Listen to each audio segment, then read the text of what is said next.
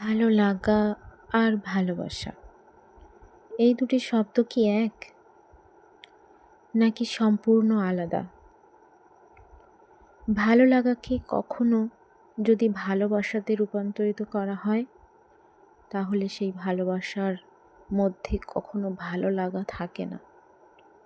আর যদি ভালোবাসার মধ্যে ভালো লাগা খুঁজতে চাও, তাহলে সেই ভালোবাসা হবে অনেক গভীর এবং মজবুত।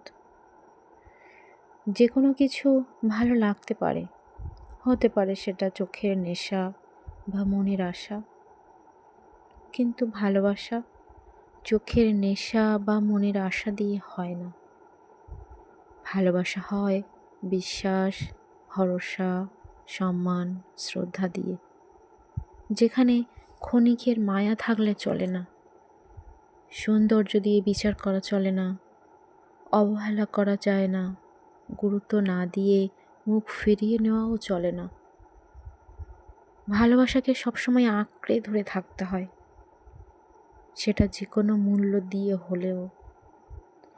নিজের থেকে আপন করে রাখতে হয়, নইলে ভালোবাসা তো দূর, সম্পর্কে ভালো লাগাও থাকে না। ভালো লাগা হলো ক্ষণিকের কিছু সময়, কিন্তু ভালোবাসা জন্ম থেকে জন্মান্ত, সেটা তোমাকে বাঁচতে শেখায়।